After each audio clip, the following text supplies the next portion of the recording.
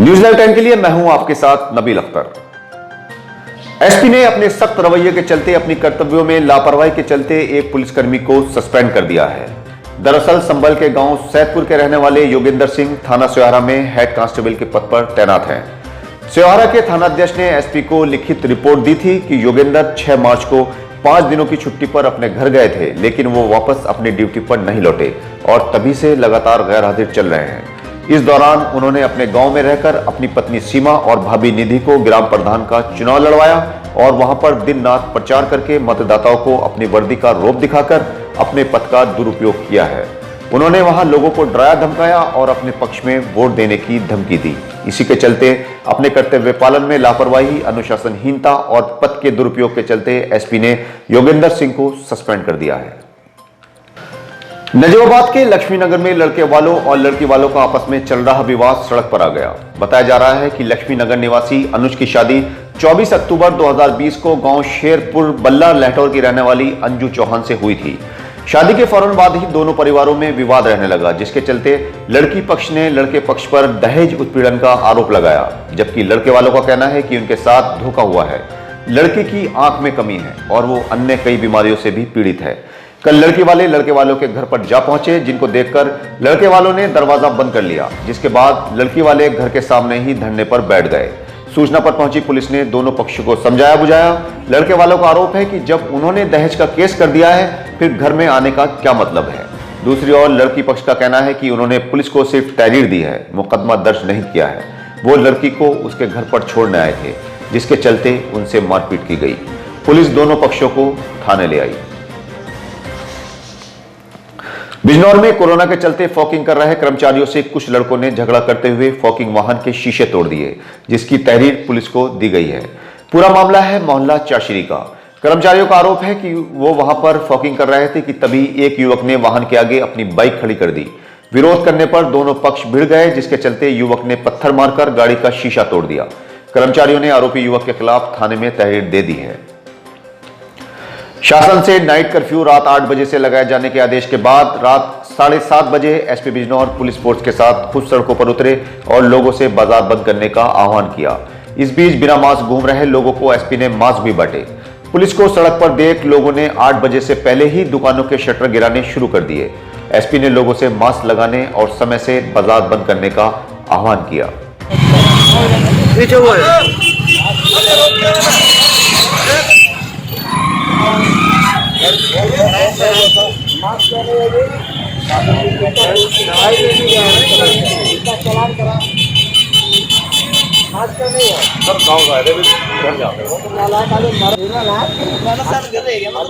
शादी हुई नहीं ना, भोगे भी नहीं, ऐसा पकड़ लिया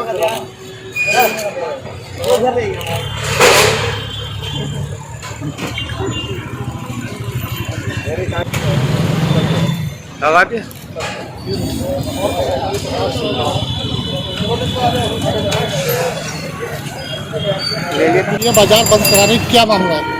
शासन के निर्देश पर 8 बजे से कोरोना कर्फ्यू लागू किया जाना है। पूरे जनपद में 7:30 बजे से सभी थाना प्रभारी, चौकीदार, एडिशनल एसपी, क्षेत्राधिकारी मेरे द्वारा घूम करके लोगों को बताया जा रहा है कि 8 बजे हर हालत में दुकानें बंद हो जाएं, मास्क का इस्तेमाल करें। पैदल चलते हुए माइक से अनाउंस करते हुए कोरोना कर्फ्यू के बारे में आगाह किया जा रहा है और अब 8 बजने वाला लोगों ने दुकानें बंद करना शुरू कर दिया है। इसके अलावा सर कोई नई गाइडलाइन आई है? इसके अलावा मास्क जो नहीं पहन रहे हैं उनको सचेत किया जा रहा है कि 1,000 रुपये का जुर्माना, फिर 2,000 रुपये का। कई लोगों को मास्क वितरित किया गया है। सैनिटाइजेशन से लेकर के सोशल डिस्टेंसिंग, ये सारी चीज़ें लोगों को सतर्क किया जा रहा है और जागरूकता फैलाई जा रही है। कोरोना की दूसरी लहर और स्वास्थ्य सेवाओं में बढ़ती जा रही लापरवाही ने मुल्क को बर्बाद करना शुरू कर दिया है। कल 24 घंटे के दौरान देश में 3 लाख से ज्यादा कोरोना पॉजिटिव पाए गए हैं। इस बार इस लहर में 10 साल से कम उम्र के बच्चे ज्यादा संक्रमित हो रहे हैं, जिससे परिवारों के माथे पर चिंता की लकीरें साफ देखी जा सकती हैं। कल अकेले बिजनौर में ही 324 लोगों की रिपोर्ट पॉजिटिव आई है, जो अपने आप में एक बड़ा आंकड़ा है। जिला जजी में भी अदालत के बाबू के कोरोना पॉजिटिव निकलने के बाद जिला जजी को जनपद न्यायाधीश जयश्री आहूजा ने 2 दिनों के लिए बंद करने के आदेश दे दिए हैं। अब जिला जजी 22 और 23 अप्रैल को बंद रहेगी।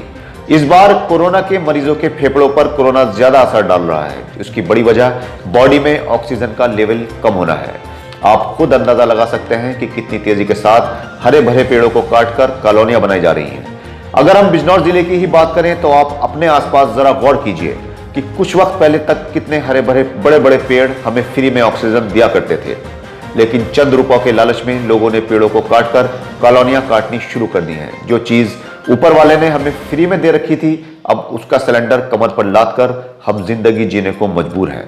बिजनौर में ईदगाह के पीछे और मंडावर रोड पर सबसे ज्यादा पेड़ों का विनाश किया गया है।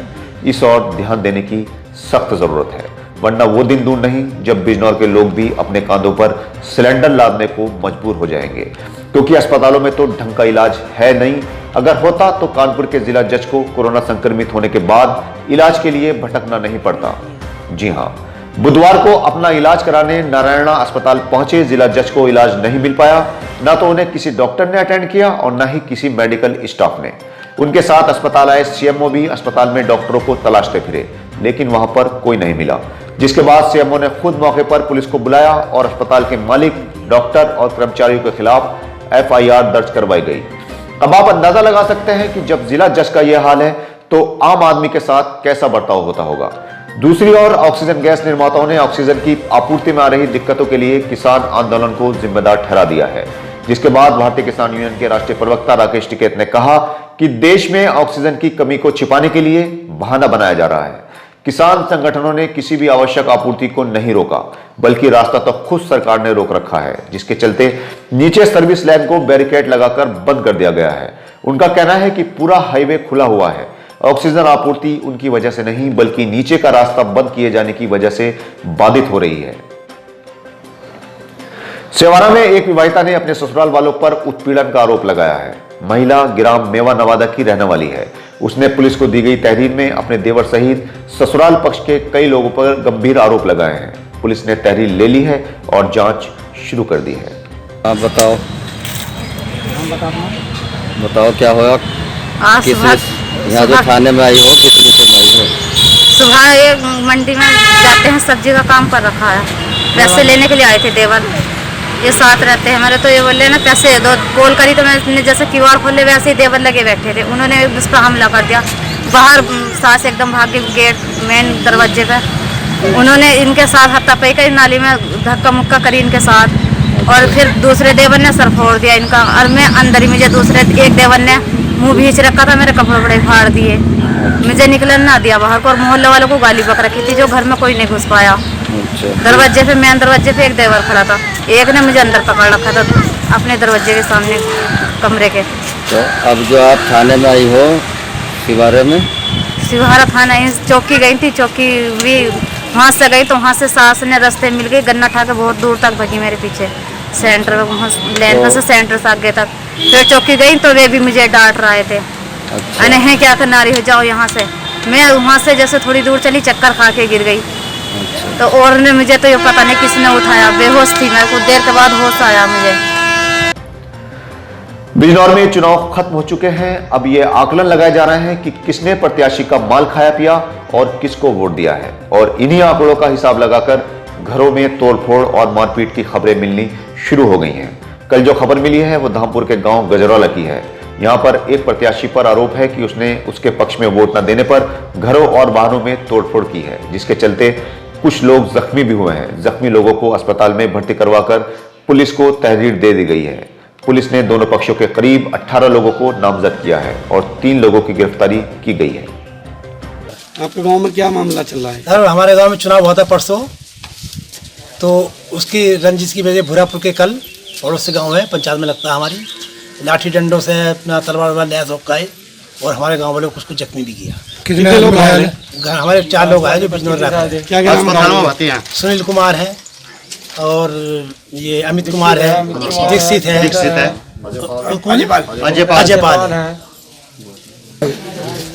मेरा नाम राजीव शर्मा है, गैरोला रहने वाला हूँ। परसों हमारे गांव में चुनाव हुआ था। चुनावी रजिश की जगह सत्यवीर सिंह खड़े थे चुनाव में, उसी ने दंगा प्रसाद कराया और जान से मारने तक की धमकी दे रहा, और 2-4 को मारा, घायल भी हुए हैं। कितने लोग घायल हैं? 4 लोग घायल हैं। कहाँ है भर्ती? बिजनौर। बिजनौर में चल रही तेज हवाओं ने आग की मदद से गरीबों को तबाह करने में कोई कसर नहीं छोड़ रखी है। इसी के चलते कल अफजलगढ़ के गांव टांडा बैरागी में आग लगने से 2 पशुओं के साथ साथ बाप बेटी भी आग की चपेट में आ गए। आग तेज हवाओं की वजह से लगी बताई जा रही है। किसी तरह से ग्रामीणों की मदद से आग पर काबू पाया गया। आग बुझाने के प्रयास में राजेश और उसकी बेटी निकिता भी झुलस गईं, जिन्हें अस्पताल में इलाज के लिए भर्ती करवाया गया।